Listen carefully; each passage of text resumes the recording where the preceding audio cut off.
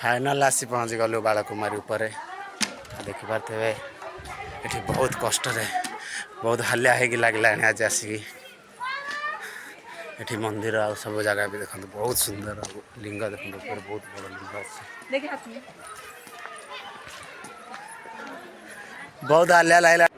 आसतु देखा ऊपर व्यू केमती कौन अच्छे आज बहुत हालिया लगला आज ऊपर को आसिक चल देखा कौन अच्छे केमती